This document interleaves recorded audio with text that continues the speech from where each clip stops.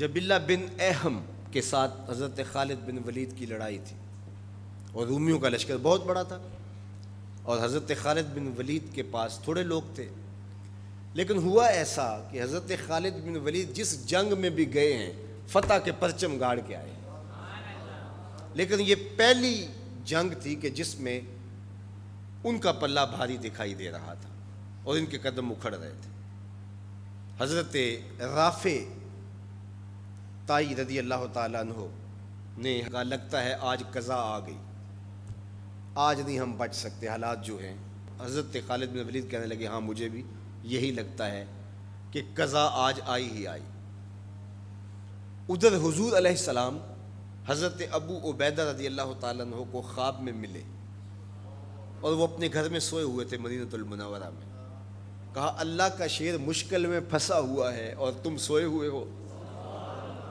حضرت ابو عبیدہ رضی اللہ تعالیٰ عنہ رات کو ہی اٹھے، بیدار ہوئے اور اعلان کروا دیا. شہر میں اعلان ہونے لگا مدینہ المنورہ میں، جلدی تیار ہو جاؤ، حضرت خالد بن ولید کی مدد کو پہنچنا ہے. انہیں کتنا یقین تھا کہ حضور خواب میں آئے ہیں تو حضور ہی آئے ہیں، کوئی وہم نہیں سمجھا. جلدی جلدی اعلان کروا دیے، مجاہد جمع ہونے لگے اور دیکھتے دیکھتے لشکر تیار ہو گیا.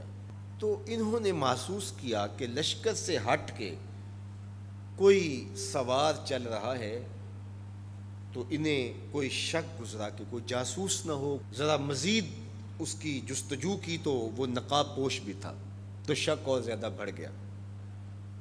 تو حضرت ابو عبیدہ نے کہا کہ انہیں گرفتار کر کے لاؤ، یہ جاسوس ہے، کون ہے، ہم اس کی تفتیش تو کریں. تو خیر انہوں نے گھیر لیا ان کو، ان کے گھوڑے کو ابو عبیدہ کے قریب لے آئے. تو حضرت ابو عبیدہ نے کہا تم کون ہو؟ انہوں نے تھوڑا سا قریب ہو کے کہا کہ میں خالد بن ولید کی بیوی ام تمیم ہوں. جب آپ نے اعلان کیا کہ خالد مشکل میں ہے تو میں پریشان ہو گئی کہ اللہ کا شیر تو کبھی مشکل میں آیا نہیں تھا، آج کیا ہوا؟ تو میں نے غور سے دیکھا کہ وہ اپنی ٹوپی گھر بھول گئے تھے، جس ٹوپی کے اندر حضور کے منہ مبارک سیے ہوئے ہیں، اور وہ جب بھی جنگ کیا کرتے تھے تو وہ ٹوپی اپنے سر پہ پہن کے کیا کرتے تھے، اللہ فتح عطا کرتا. تو میں ان کو ٹوپی دینے جا رہی. اللہ اکبر. جب یہ لوگ وہاں پہنچے تو سواروں کا ایک قافلہ آگے بڑھ کے خالد بن ولید کے ساتھ دشمن پر حملہ آور ہو گیا. ایک نقاب پوش سوار آگے بڑھتا ہے اور ہاتھ میں تلوار ہے، اور دشمن پیچھے ہٹتا چلا جاتا ہے. تو خالد بن ولید کو رشک آیا اس کی بہادری پہ اور خوش بھی ہوئے، اور حالت جنگ میں اپنے گھوڑے کو ایڑ لگا کر کے اس سوار کے قریب ہوئے اور کہا نقاب پوش جوان تم کون ہو، اتنی بہادری سے لڑ رہے ہو؟ تو اس نے ہلکا سا نقاب الٹ کے کہا پہچانو تمہاری بیوی ام تمیم ہوں، اور تمہیں وہ ٹوپی دینے آئی ہوں جس کے اندر حضور کے بال سیے ہوئے ہیں. تو حضرت خالد بن ولید کو انہوں نے ٹوپی عطا کی اور انہوں نے سر پہ رکھی. اللہ نے اسی دن مسلمانوں کو فتح عطا کر. یہ حضور علیہ الصلوۃ والسلام کے بالوں کی برکت تھی. حضرت ام سلمہ رضی اللہ تعالیٰ عنہا کے پاس، زوجہ رسول صلی اللہ علیہ وسلم کے پاس حضور کے مبارک بال تھے. حضرت عثمان بن عبداللہ رضی اللہ تعالیٰ عنہ کہتے ہیں کہ مدینے میں اگر کسی کو نظر لگ جاتی یا کوئی بیمار پڑ جاتا تو وہ ام سلمہ سلام اللہ علیہا کے پاس آ جاتے، تو وہ پھر ڈبیا سے بال نکالتی اور پانی کے گلاس میں ان بالوں کو جنبش دیتی، اور ان بالوں کی برکت سے وہ پانی جب بیمار پیتا اللہ اس کو شفا عطا کرتا. یہ حضور کے مبارک بالوں کی برکت ہے. اللہ اکبر. اور ایک دن حضور غسل کر کے آئے اور سیاہ رنگ کے مبارک بالوں، اللہ اکبر، کا حسن اور نمایاں ہوا. تو حضور نے ایسے ہاتھ ڈال کر کے ایک بال الگ کیا اور ساتھ ارشاد فرمایا من ازا شعرتم من شعری فالجنت علیہ حرام. سن لو جس نے میرے بالوں میں سے ایک بال کو بھی اذیت دی اس پر اللہ کی جنت حرام ہے. ہم تو حضور کے غلام ہیں، حضور کے نوکر ہیں. حضور تو حضور رہے، حضور کے بالوں کی توہین بھی گوارا نہیں ہے. اقبال کہا کرتے تھے لوگ باتیں کرتے ہیں، ہم تو یہ بھی گوارا نہیں کرتے کہ کوئی کہے تیرے پیغمبر کے کپڑے میلے تھے، ہم تو یہ بھی گوارا نہیں کرتے۔